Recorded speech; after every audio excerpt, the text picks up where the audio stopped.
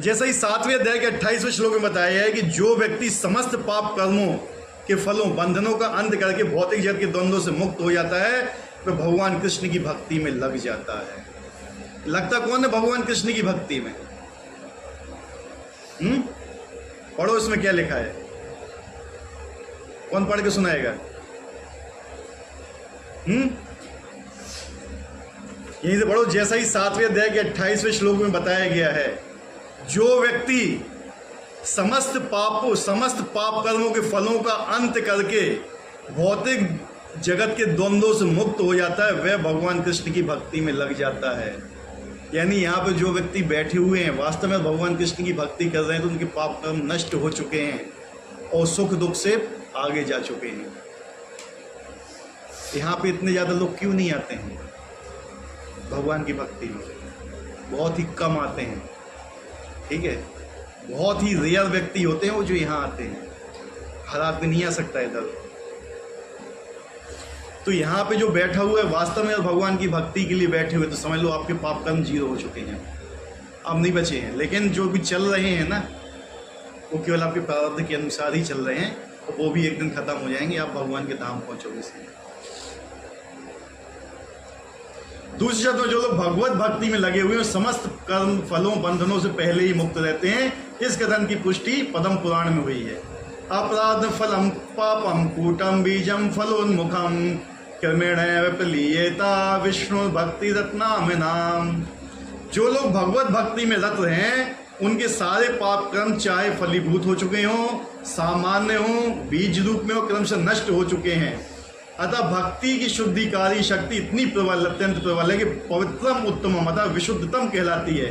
उत्तम का तात्पर्य दिव्य है, तमस का अर्थ है भौतिक संसार, भौतिक जगत या अंधकार, और उत्तम का अर्थ है भौतिक कार्यों से परे हुआ।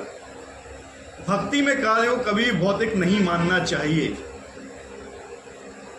यद्यपि कभी कभी ऐसा प्रतीत होता है भक्त भी सामान्य जनों की भांति रत रहते हैं। जो व्यक्ति भक्ति से अवगत होता है वही जान सकता है कि भक्ति में कार्य भौतिक नहीं होते, वे आध्यात्मिक होते हैं और प्रकृति गुणों से सर्वथा अदूषित होते हैं। जो भी आध्यात्मिक चीजें होती हैं, बोलते हैं हर भौतिक समस्या का समाधान होता है आध्यात्मिक। जितनी भी भौतिक समस्याएं हैं, जब तक आप आध्यात्मिक लेवल पे नहीं आओगे समाप्त नहीं हो सकती हैं। क्या क्या है भौतिक कष्ट? सोचिए कष्ट क्या है भौतिक। जितने भी भौतिक कष्ट हैं, जिस दिन आपने ये समझ लिया कि मैं शरीर नहीं आत्मा हूं, आपके सारे कष्ट खत्म, उतने में ही खत्म हो जाएंगे। यानी आपको आध्यात्मिक लेवल पे आना होगा। इसलिए अध्यात्म को सबसे श्रेष्ठ माना गया है।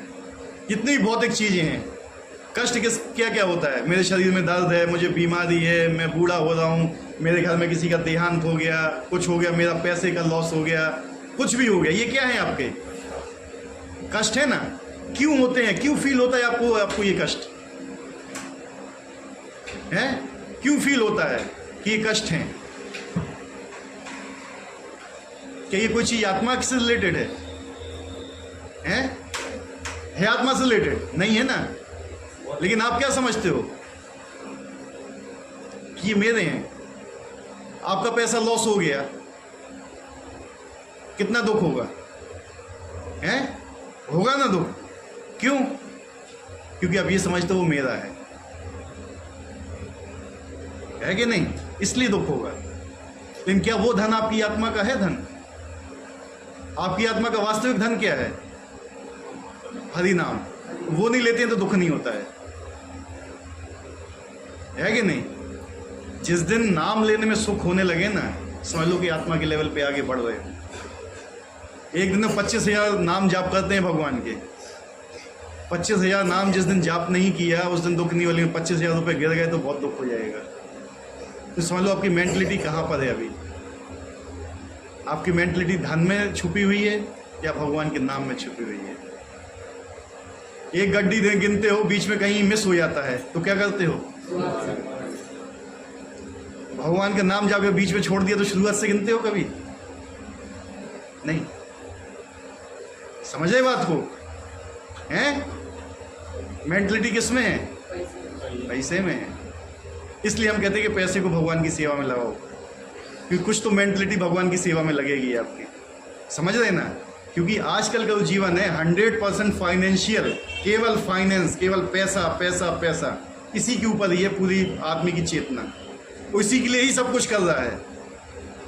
उसे मालूम है कि ये है मेरे जीवन में जहर है और कुछ नहीं है।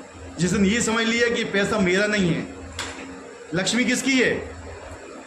हैं? भगवान की है ना। इस साइड दे दीजिए, माता जी को आना था। इस साइड आ जाइए, वहां से बुला लाइए उनको।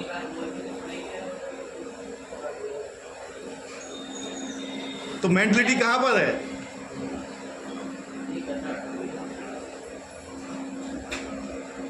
पैसे में मेंटलिटी छुपी हुई है। देखो सब लोगों की चेतना कहां पर है, महसूस करो जरा।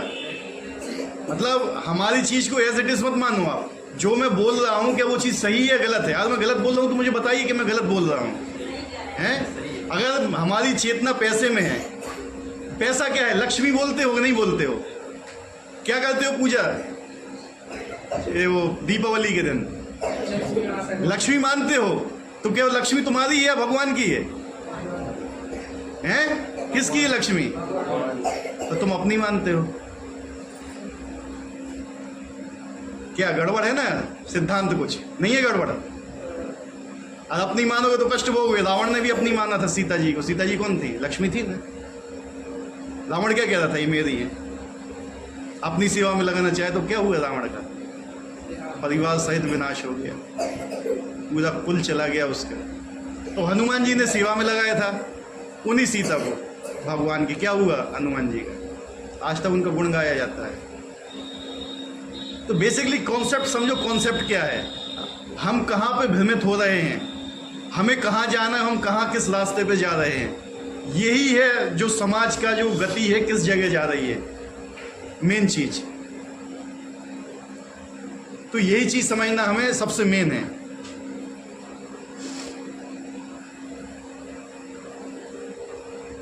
कहा जाता है भक्ति की संपन्नता इतनी पूर्ण होती है कि उसके फलों का प्रत्यक्ष अनुभव किया जा सकता है। हमने अनुभव किया है कि जो व्यक्ति कृष्ण के पवित्र नाम हरे कृष्ण कृष्ण कृष्ण हरे हरे, हरे राम राम राम हरे तक कीर्तन करता है, उसे जप करते समय कुछ दिव्य आनंद का अनुभव होता है और वह तुरंत ही समस्त भौतिक कलमश से शुद्ध हो जाता है। ऐसा सचमुच दिखाई पड़ता है। यदि कोई श्रवण करने में ही नहीं अपितु भक्ति कार्यों के संदेश को प्रचारित करने में भी लगा रहता है या कृष्ण भावनामृत के प्रचार कार्यों में सहायता करता है, तो उसे क्रमशः आध्यात्मिक उन्नति का अनुभव होता रहता है। आध्यात्मिक जीवन की प्रगति किसी पूर्व शिक्षा योग्यता पर निर्भर नहीं करती। ये विधि स्वयं इतनी शुद्ध है कि इसमें लगे रहने से मनुष्य शुद्ध बन जाता है। भक्ति में कार्य, इसमें क्या होता है? एक दिव्य आनंद का अनुभव होता है हमारे अंदर जब आत्मा प्रसन्न होती है। देखो भौतिक चीजों से आपको शरीर का सुख मिल सकता है, आत्मा का सुख नहीं मिल सकता है। क्या रसगुल्ले में सुख है? हैं? अच्छा लगता है ना? रबड़ी हैं?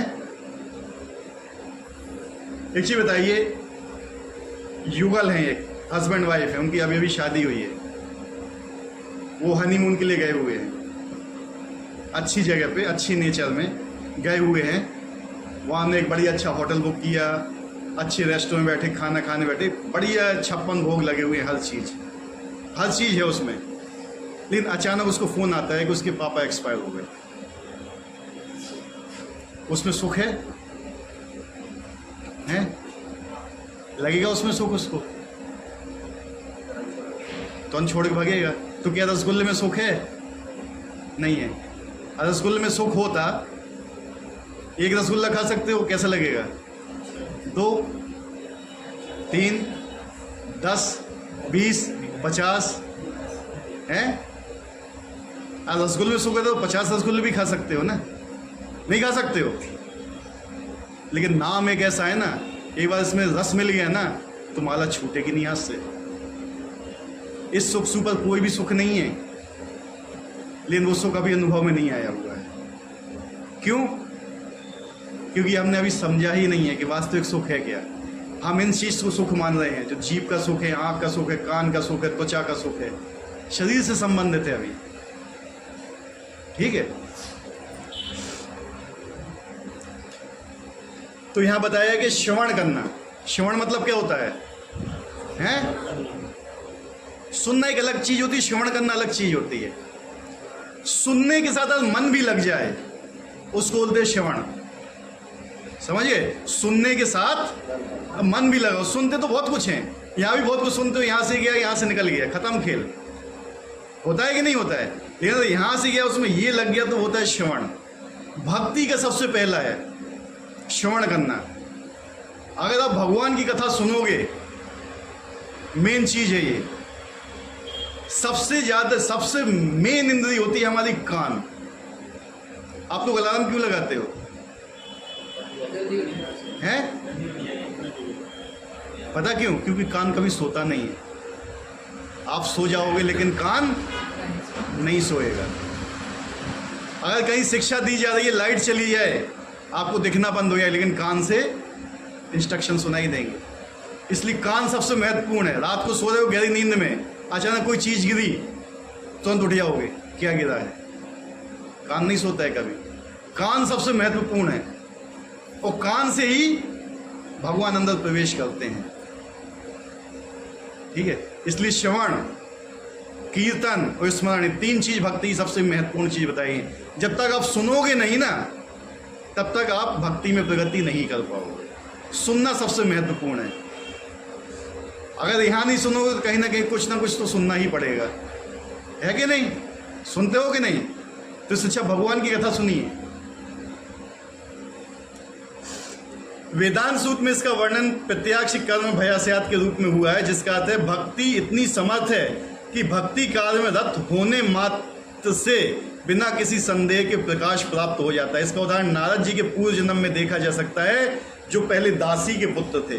वे ना तो शिक्षित थे, ना ही राजकुल में उत्पन्न हुए थे, किंतु जब भी माता भक्तों की सेवा में करती थी, नारद भी सेवा करते थे। कभी कभी माता की अनुपस्थिति में भक्तों की सेवा करते रहते थे। ये नारद जी की कथा आती है, भागवत के दूसरे स्कंद में आती है। जहां तक नारद जी मतलब इस जन्म से पहले भी एक इनका जन्म था, वो गंधर्व थे। क्या थे? गंधर्व। वो इंद्र की सभा में नृत्य किया करते थे, लेकिन नृत्य करते समय जो गंधर्व का थी उसके ऊपर उनका अटैचमेंट हो गया। उनका नृत्य क्या हो गया? बिगड़ गया। उनको शाप मिल गया कि तुम्हारा जो अभी जो मेंटलिटी है, नारद जी को बोला तुम्हारी मेंटलिटी दूषित है, शूद्रों की तरह है, तो जाओ शूद्रों के परिवार में जन्म लो। तो इनका जन्म कहाँ हुआ? शूद्रों के परिवार में हुआ। इनकी माता थी, इनके पिता का मालूम नहीं था कौन था।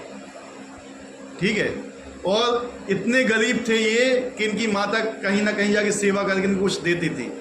लेकिन क्या हुआ, किसी देववश इनके यहाँ कुछ भक्ति वेदांत लोग आए और माता उनकी सेवा करती थी, और साथ में ये भी सेवा करने लगे। ना तो ये पढ़े थे, ना लिखे थे, कुछ भी नहीं थे। और नाथ जी क्या बन गए बाद में? केवल सेवा करने से। इसमें ये बताया गया कि जो भक्ति होती है ना, इसको किसी चीज की जरूरत नहीं होती है। गर्भ में भी भक्ति की जा सकती। किसने की है भक्ति गर्भ में? हैं? प्रहलाद महाराज ने गर्भ में भक्ति की है। गर्भ में रहते हुए भक्ति के लिए कोई वो नहीं चाहिए, मतलब जो होते हैं कुछ क्या बोलते हैं प्री रिक्वायरमेंट्स जो होती हैं, कुछ नहीं चाहिए भक्ति के लिए। ना पढ़ाई ना लिखाई, कुछ भी नहीं। जानवर भी भक्ति कर सकते हैं। किसने किया? किम पुरुष? हनुमान जी किम पुरुष थे, जामवंत, रीछ थे। भक्ति की भगवान की? Yes no? बालक के रूप में भक्ति की जा सकती है। ध्रुव महाराज, प्रहलाद महाराज, मृत्यु के समय भी भक्ति की जा सकती। किसने की थी? जब दूत आ गए थे लेने के लिए। कौन था? अजामिल। Very good. मृत्यु के बाद भी भक्ति कर सकते हैं। किसने की थी बताइए हमें? भरत महाराज। तो कोई चीज जरूरी है? पढ़ना लिखना जरूरी है कि उसके लिए भैया हमें बीएससी बीएड होना चाहिए, फलाना ठिकाना होना चाहिए? कुछ चीज जरूरत नहीं है। केवल एक चीज जरूरत है, सेवा। ये चीज होना चाहिए कि हमें भगवान की सेवा करना चाहिए हर स्थिति में, हर परिस्थिति, चाहे स्त्री हो, चाहे पुरुष हो, चाहे जानवर हो, कुछ भी हो। ठीक है, यानी जटायु जो थे, पक्षी होते हुए भी भगवान राम ने उनको अपना पिता स्वीकार किया, उनको क्या किया, अंतिम संस्कार किया, जिनने अपने खुद के पिता का अंतिम संस्कार नहीं किया था। क्यों?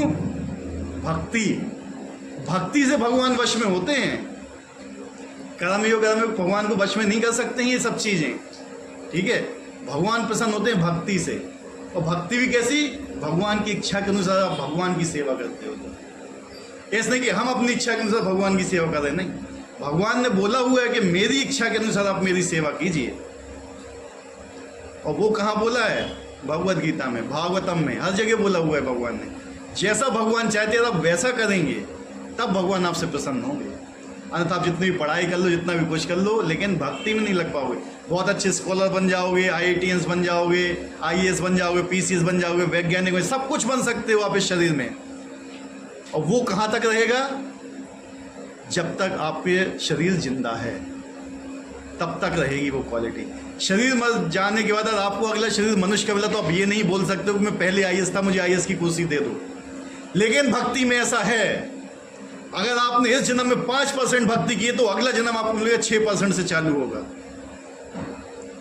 ठीक है। और अगले जन्म में आप 35% तक पहुंचे तो उसका जन्म मिलेगा तो 36% से चालू होगी। हिरण्यकश्यपु कौन सा वर मिला था कि मुझे कोई नहीं मार सकता है? जो भी उसने मांगे थे, ना दिन में, ना रात में, ना जमीन में, ना आसमान में, ना किसी महीने फलाने ठिकाना। लेकिन जब उसका रावण के रूप में जन्म हुआ तो क्या उसके वो प्रभावी हुए हैं? नहीं हुए ना। उसको फिर से तपस्या करना पड़ी, फिर से क्या करना पड़ी।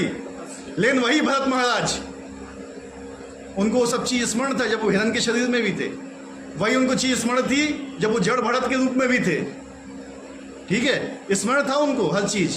तो भक्त को स्मरण रहता है, लेकिन जो भक्त नहीं है उसको स्मरण नहीं रहता है। जो एक भक्त माता की गर्भ में होता है उसको पिछले 100 जन्म तक याद रहते हैं, लेकिन जो भक्त रहता है उसको कुछ भी याद नहीं रहता है। तो ये है सिस्टम भक्ति का। अगर आप अपने आप को आत्मा समझते हो, इस यहां पे रह के इस जन्म में आपने जितनी भक्ति कर ली वो आपकी संपत्ति है। क्या है? अव्यय संपत्ति, कभी नाश नहीं होने वाली है वो। आप ये समझ लो कि हमें कोई दूसरा शरीर मिल गया, वो नाश नहीं होगी, वहीं से उदय होगी, वो आपको लेके जाएगी ऊपर, ठीक है। लेकिन जो ये पढ़ाई है जो यहाँ पर है, ये जरूरी है, मैं नहीं कहता हूं, लेकिन आवश्यक नहीं है, ठीक है। 100% नहीं है जरूरी। नारद जी कितने बड़े भक्त बने। व्यासदेव जो भगवान के अवतार थे, उनके गुरु थे नारद जी। और किसके रूप में थे? वो दासी के पुत्र के रूप में जन्म लिया था। किसकी सेवा की? भक्ति वेदांतों की। क्या किया उनने? उनकी सेवा की। उनकी माता सेवा करती थी, और जो उनका जूठन बचता था उनकी आज्ञा मान के खाते थे। वो जूठन ही खाते थे केवल। इसलिए कहते हैं जो भगवान के भक्त होते हैं यार, उनका उच्चिष्ट भी मिल जाता है, वो एक ब्रह्मास्त्र है, वो आपको भक्ति में बहुत ऊपर लेके जाएगा, ठीक है। वो आपको ग्रहण करना चाहिए, लेकिन हम लोग सेवा ही नहीं करना चाहते हैं। तो ये सब चीजें याद रखना पड़ती हैं। श्रीमद् भागवत के श्लोक में नारद जी ने अपने शिष्य व्यासदेव से अपने पूर्व जन्म का वर्णन करते हैं। वे कहते हैं पूर्व जन्म में बाल्यकाल में वे चातुर्मास के शुद्ध भक्तों भागवतों की सेवा किया करते थे, जिससे उन्हें उनकी संगति प्राप्त हुई। क्या हुआ? साधु संग। साधु संग सबसे इंपॉर्टेंट है। एक जो कुआं होता है ना,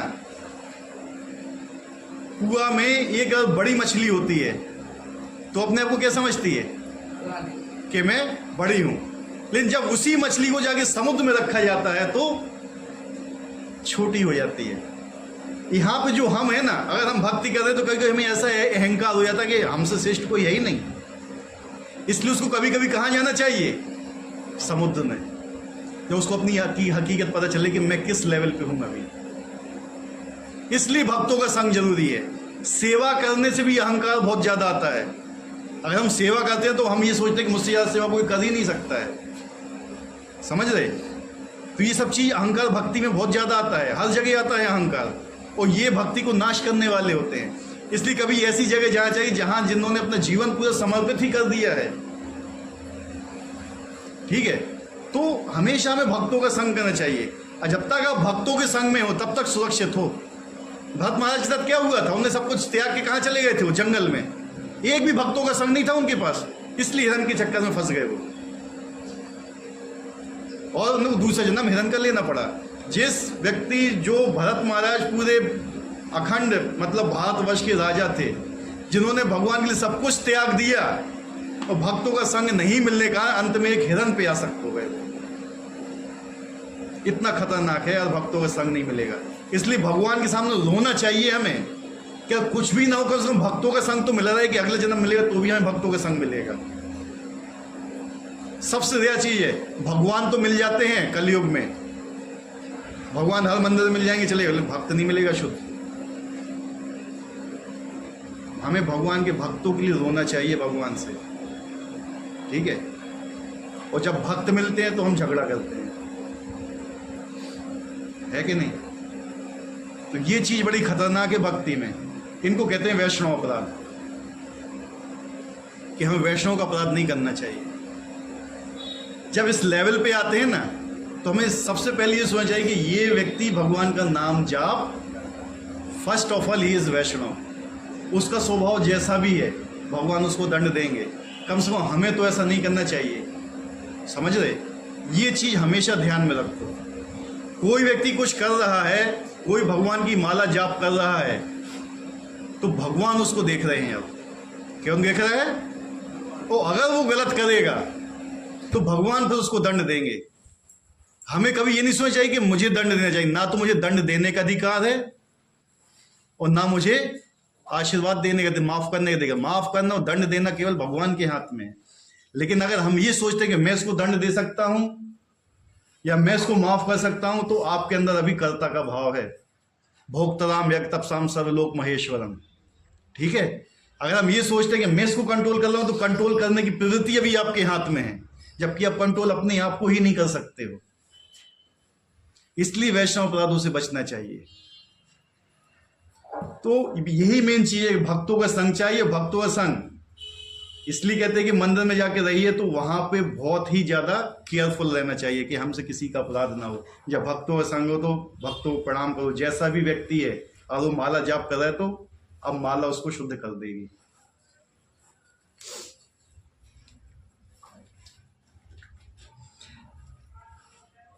कभी कभी वे ऋषि उन थालियों में उच्छिष्ट भोजन छोड़ देते और बालक थालियां धोते समय उच्छिष्ट भोजन को चखना चाहता था। अतः उसने ऋषियों से अनुमति मांगी, और जब उन्होंने अनुमति दे दी तो बालक नारद उस उच्छिष्ट भोजन को खाता था। फलस्वरूप अपने समस्त पाप कर्मों से मुक्त हो गया। यानी ऐसे भक्तों का अगर जूठन भी खाते हैं ना, आपके सारे पापों को नाश कर देगा।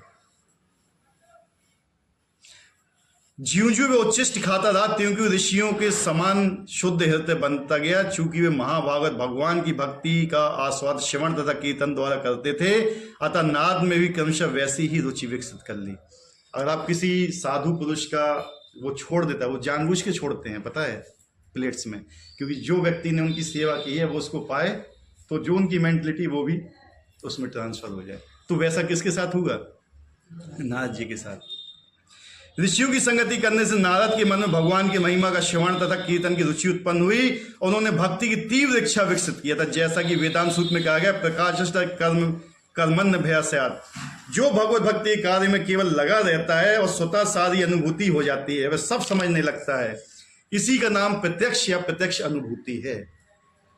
सेवा करने से आती है, लेकिन सेवा भी कितना कि ये सेवा मुझे भगवान की कृपा से मिल रही है, मैं नहीं कर रहा हूं।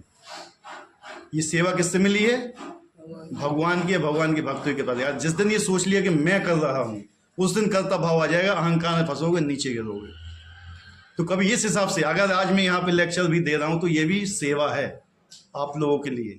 हमारी गुरु की आज्ञा, अगर मैं ये सोच रहा हूं कि मैं इन लोगों से श्रेष्ठ हूं, मैं यहाँ बोल रहा हूं, नहीं है। मैं क्या कर रहा हूं? केवल आज्ञा का पालन, दैट्स ऑल। और जो इसमें लिखा है ये मेरा है क्या? नहीं है ना। मैं तो इसको क्या कर रहा हूं, आप लोग को बता रहा हूं। केवल ये लिखा किसने? ये तो भगवान की वाणी है, इसमें मेरा कुछ है? अगर मैं ये अहंकार कर लूं तो मेरा पतन हो जाएगा तुरंत। लेकिन अगर ये सोच के करते कि मैं कर रहा हूं या मेरी ये सेवा है, मैं श्रेष्ठ हूं, तो कभी कभी ऐसे भक्तों के समूह में जाइए, पता चलेगा कि आपकी क्या हैसियत है। धर्मेम शब्द का अर्थ है धर्म का पथ। नारद वास्तव में दासी पुत्र थे, उन्हें किसी पाठशाला जाने का अवसर प्राप्त नहीं हुआ था। वे केवल माता के कार्य में सहायता करते। सौभाग्यवश उनकी माता को भक्तों की सेवा का सुयोग प्राप्त हुआ था। बालक नाथ को भी सो अवसर उपलब्ध हो सका वे भक्तों की संगति करने से ही समस्त धर्म के परम लक्ष्य को प्राप्त कर सके। ये लक्ष्य है भक्ति। जैसे ही श्रीमद् भागवत में कहा गया सवै पुंसम परो धर्म यतो भक्ति अधोषजे। सामान्य धार्मिक व्यक्ति यह नहीं जानते कि धर्म का परम लक्ष्य भक्ति की प्राप्ति है। जैसा कि हम पहले ही 8वें अध्याय के अंतिम श्लोक में व्याख्या करते हुए कह चुके हैं, वेदेषु यज्ञेषु तपेषु चैव। सामान्यता आत्म साक्षात्कार के लिए वैदिक ज्ञान आवश्यक है, किंतु यहाँ पर नारद ना तो किसी गुरु के पास पाठशाला में गए थे, ना ही उन्हें वैदिक नियमों की शिक्षा मिली थी, तो भी उन्हें वैदिक अध्ययन के सर्वोच्च फल प्राप्त हो सके। यह विधि इतनी सशक्त है, धार्मिक कृत्य किए बिना भी मनुष्य सिद्धि पद को प्राप्त होता है। कुछ धार्मिक काम यज्ञ वे कुछ नहीं करने पड़ेंगे, केवल सेवा करने से भक्तों की आपको इतना बड़ा पद प्राप्त हो सकता है। क्या है नाथ जी का पद देख लीजिए आप। ये कैसे संभव होता है, इसकी पुष्टि वैदिक साहित्य से मिलती है। आचार्यवान पुरुषोवेदा, महान आचार्यों के संसर्ग में रहकर मनुष्य आत्म साक्षात्कार के लिए आवश्यक समस्त ज्ञान से अवगत हो जाता है, भले भी अशिक्षित हो या उसने वेदों का अध्ययन ना किया हो। यानी भक्ति के लिए वेदों का अध्ययन करने की भी जरूरत नहीं है, कुछ भी करने की जरूरत नहीं है। भक्ति का अध्ययन सुख का सुसुखम होता है। ऐसा क्यों? क्योंकि भक्ति में श्रवण कीर्तन विष्णु रहता है। जिसने मनुष्य भगवान की महिमा के कीर्तन को सुन सकता है या प्रमाणिक आचार्यों द्वारा किए दिव्य ज्ञान के दार्शनिक भाषण सुन सकता है। मनुष्य केवल बैठे रहकर सीख सकता है। ईश्वर को अर्पित अच्छे स्वादिष्ट भोजन उच्छिष्ट खा सकता है। प्रत्येक दशा में भक्ति सुख में है। मनुष्य गरीबी की हालत में भी भक्ति कर सकता है। भगवान कहते हैं पत्रम पुष्पम फलम तोयम। वे भक्त से हर प्रकार की भेंट लेने को तैयार रहते हैं, चाहे पत्र हो, पुष्प हो, फल हो या जल हो। जो कुछ भी संसार के किसी भी कोने में उपलब्ध हो या किसी व्यक्ति द्वारा उसकी सामाजिक स्थिति पर विचार किए बिना अर्पित किए जाने पर भगवान को यह स्वीकार है, यदि उसे प्रेम पूर्वक चढ़ाया जाए। भगवान कहते हैं मुझे प्रसन्न करने के लिए कोई ज्यादा धन की जरूरत नहीं है। पत्रम पुष्पम फलम तोयम, कुछ भी दे दो जो आपके पास है, लेकिन ईमानदारी से। हमें ईमानदार होना चाहिए भगवान के प्रति, ठीक है। हमारे पास सब कुछ है लेकिन फिर भी हम पानी चढ़ा रहे हैं भगवान को, ये गलत है, फिर ये धोखा है। अगर आपके वास्तव में कुछ नहीं तो भगवान ने कहा मुझे जल भी चढ़ा दो तो मैं प्रसन्न हूं तुम्हारे लिए। लेकिन हम यहीं पे फंस जाते हैं, हमारे पास सब कुछ होते हुए भी हम भगवान की सेवा नहीं कर रहे हैं। समझे बात को? इतिहास में ऐसे अनेक उदाहरण प्राप्त हैं। भगवान के चरण कमलों में चढ़े तुलसी दल का आस्वादन करके सनत कुमार जैसे मुनि महान भक्त बन गए। सनत कुमार थे, केवल भगवान के चरणों की तुलसी जो पड़ी थी उसको सूंघने मात्र से भक्त बन गए थे वो। अतः भक्ति योगा की उत्तम है और इसमें प्रसन्न मुद्रा में संपन्न किया जा सकता है। भगवान को तो प्रेम प्रिय है और उन्हें अर्पित वस्तुएं अर्पित की जाती हैं। अगर आप भगवान से प्रेम करोगे तो उनको कुछ दोगे। लेना मतलब होता है स्वार्थ, देना मतलब होता है प्रेम। अगर आप प्रेम करते हो ना तो दोगे, अगर आपका स्वार्थ है तो आप लोगे। दो चीजें हैं। अब आप देख लीजिए, स्वार्थ है भगवान के प्रति या प्रेम है। यही होता है ना। हम अपने बच्चों को बहुत प्रेम करते हैं तो उनके लिए क्या क्या देते हैं, है कि नहीं? और जैसे स्वार्थ हो तो केवल लेने का स्वार्थ रहता है। फिर यहां पर कहा गया कि भक्ति शाश्वत है, यह वैसी नहीं है जैसा कि मायावादी चिंतक साधिकार कहते हैं। यदि कभी कभी भक्ति करते हैं किंतु उनकी ये भावना रहती है जब तक मुक्ति न मिल जाए तब तक उन्हें भक्ति करते रहना चाहिए, किंतु अंत में जब मुक्त हो जाएंगे तो ईश्वर से उनका तादात्म्य हो जाएगा।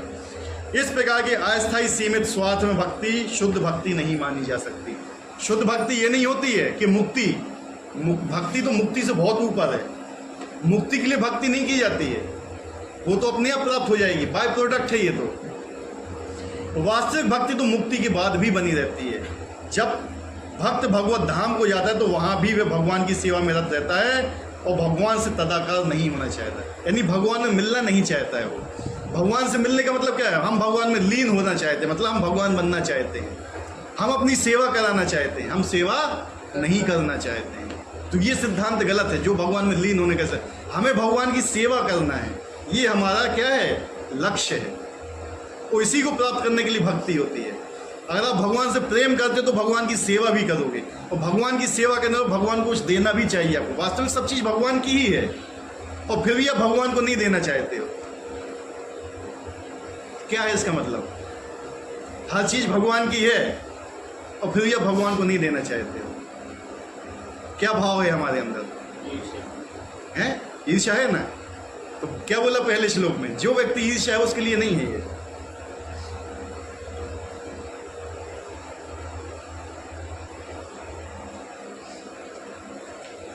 धर्मेम शब्द का अर्थ है धर्म कपट। नारद वास्तव में दासी पुत्र थे, उन्हें किसी पाठशाला में जाने नहीं तो हो गया ना। अच्छा, ये जैसा ही भगवत गीता में देखा जाएगा, वास्तविक भक्ति मुक्ति के बाद प्रारंभ होती है। मुक्त होने पर जब मनुष्य ब्रह्म पद पर स्थित होता है, ब्रह्म भूत, तो उसकी भक्ति प्रारंभ होती है। सम सर्वेषु भूतेषु मद भक्ति लभते पराम। कोई भी मनुष्य, ये मेन चीज है, कर्म योग, ज्ञान योग, अष्टांग योग या अन्य योग करके भगवान को नहीं समझ सकता है। इन योग विधियों से भक्ति योग की दिशा में किंचित प्रगति हो सकती है, किंतु भक्ति अवस्था को प्राप्त किए बिना कोई भगवान को नहीं समझ पाता। आप कर्म योग करोगे, ज्ञान योग करोगे, अष्टांग करोगे, कुछ प्रगति मिलेगी भक्ति के रास्ते में आने के लिए, लेकिन आप भगवान को नहीं समझ पाएंगे। भगवान को समझने के लिए आपको भगवान से प्रेम करना पड़ेगा, अन्यथा भगवान को नहीं समझ सकते। अनेकों योगी हैं भगवान को नहीं समझ पाए, लेकिन वही हजारों योगी क्या करते थे? भगवान को पकड़ने का प्रयास करते, लेकिन भगवान इतनी दूर है वो नहीं आ पाते। लेकिन वही माता यशोदा ने भगवान को बांध दिया था, ठीक है, बांध दिया था उनको।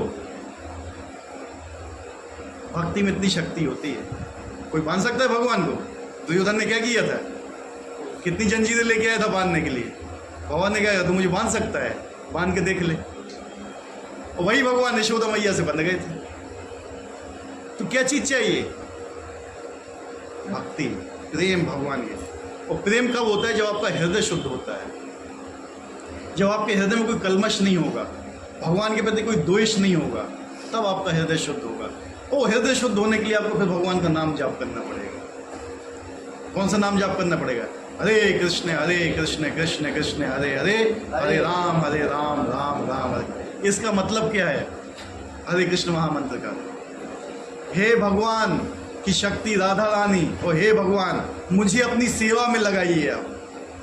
हम रोज माला जाप करते हैं, हरे कृष्ण कृष्ण कृष्ण हरे हरे, हरे राम राम। तो जब कोई सेवा दे जाती है तो भाग गए, यानी मुंह पे कह रहे भगवान की मुझे सेवा दे दीजिए, और सेवा मिली तो रफू चक्कर।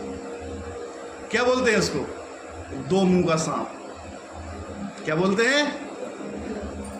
दो मुंह का सांप। सर्प होता है, ईर्ष्यालु होता है।